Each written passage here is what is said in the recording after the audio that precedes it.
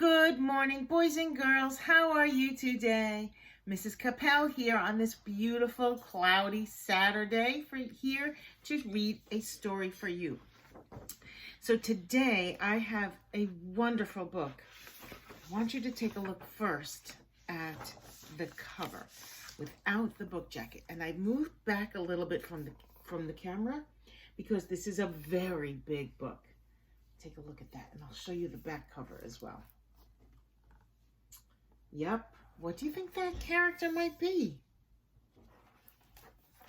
I think you're right. I think it is a bear.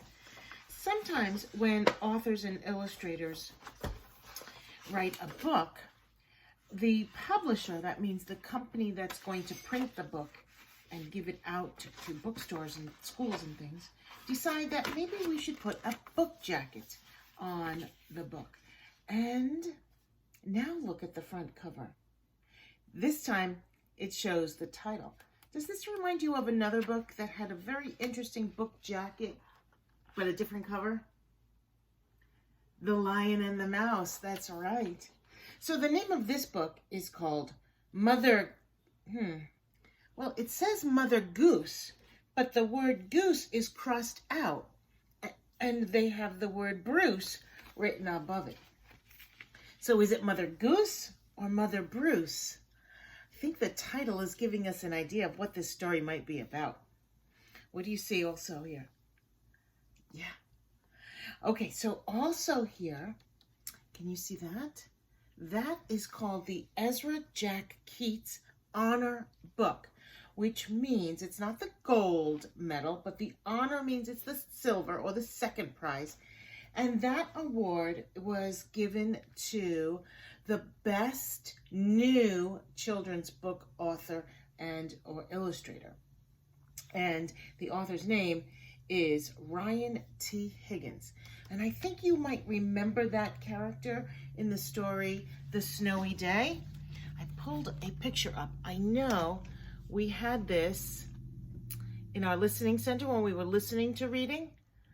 That's also a book by Ezra Jack Keats, and he was an author. So they named this award for the best new author. So you tell me what you think about this author and illustrator, Ryan T. Higgins. So these are your end pages. Can you get a sense of what's going on here in this story?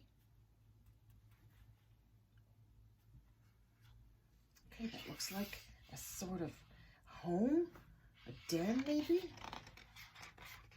And the book was dedicated for Griffin, the silliest goose I know.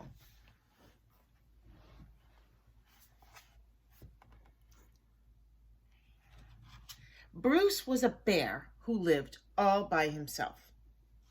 He was a grump. You know what a grump is, right? Yeah, someone who's grouchy. Look at his face and his eyebrows. He did not like sunny days. He did not like rain. He did not like cute little animals.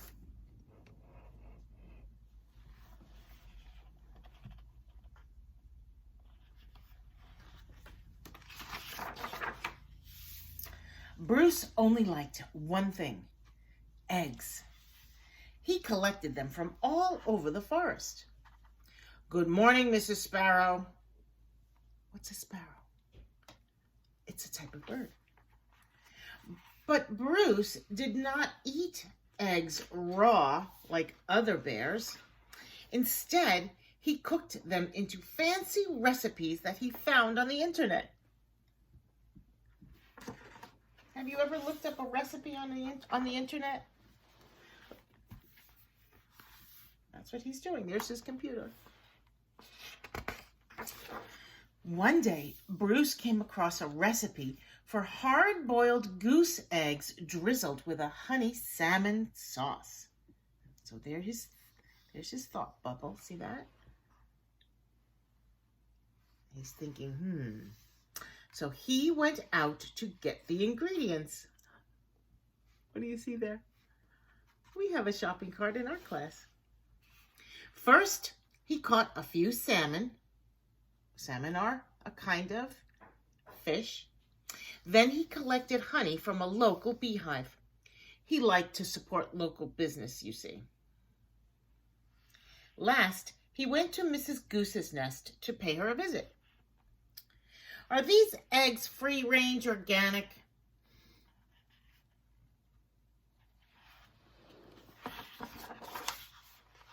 At home, Bruce prepared the eggs for hard boiling. Do you know what that is, boys and girls?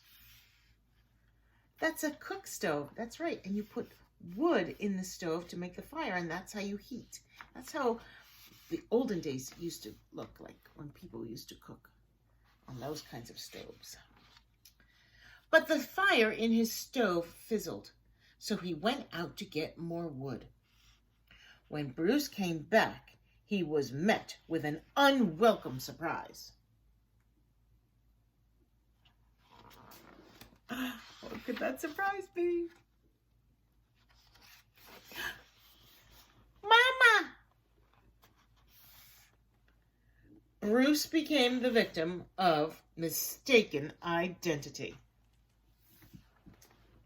That means the eggs did what? They hatched. That's right.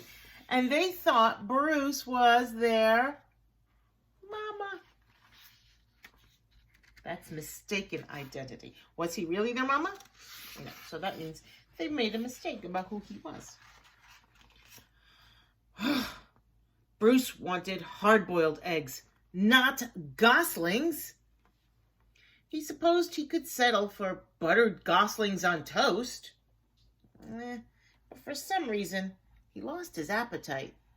Meaning, he wasn't so hungry for that.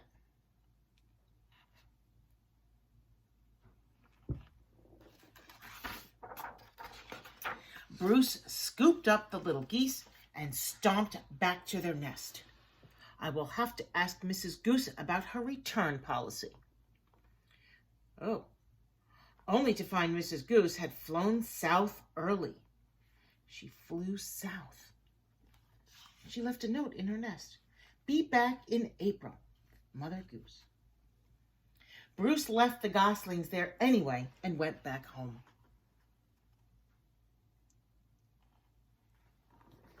I think something interesting is going to happen on the next page. But he was followed. Mama? Mama? Bruce was very stern and said things like, go away. And I am not your mother. And also, I like you better when you were eggs.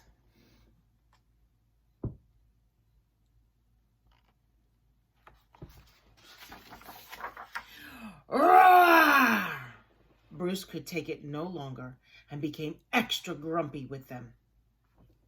Look at how loud the words are in that speech bubble. Didn't seem to bother the babies, did it? Nope. It didn't work. Goslings always follow their mother, even if she is a he and he is a bear. Mama? Mama?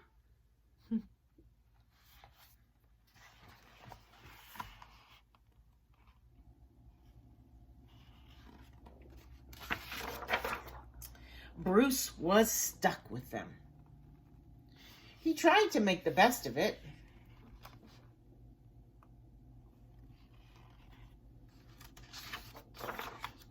It was hard work.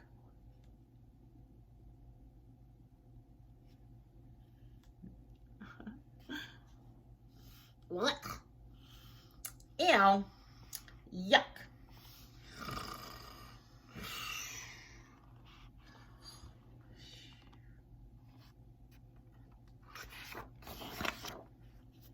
As the seasons passed, Bruce watched the pesky goslings grow older. Annoying baby geese. Stubborn teenage geese. Look at them with their headphones. Boring adult geese. Then, one fall afternoon, he saw other goose families flying south. Finally, he'd be rid of those geese, and he could take a long winter nap.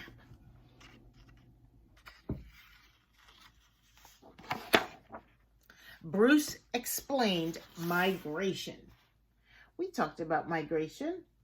That's when animals go to places in the world where it's warmer. But they didn't listen. They decided to just put on coats and hats. Bruce needed the geese to leave, so he got creative. He's trying to figure out how to solve his... Oh my. Do you know what that is called, boys and girls? A slingshot. Think that was going to work?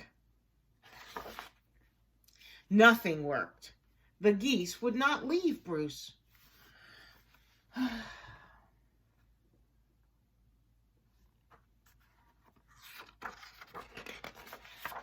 So Bruce decided to pack some bags and take his geese into town.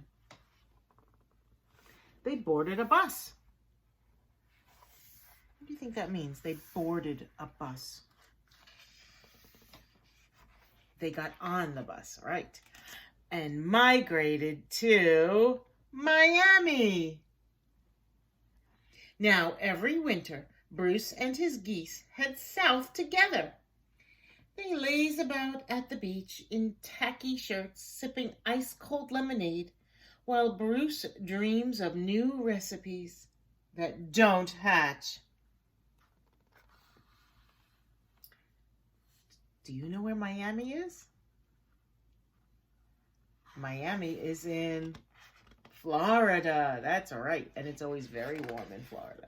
So that would be a great place, wouldn't it?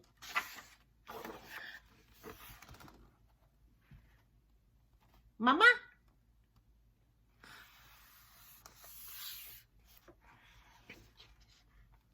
Another case of mistaken identity. The end. Look at the end pages here. Oh, warm sandy beach. So that is the end of our story, Mother Bruce. It was one of our read aloud books from our new bin. I hope you enjoyed our story today, boys and girls. Have a wonderful Saturday going outside. Maybe you'll find some eggs in some nests. If you do, don't hard boil them. Leave them to their mothers and their fathers' birds to take care of. Well, I hope you have a great day today, boys and girls. That's all for now. Bye-bye.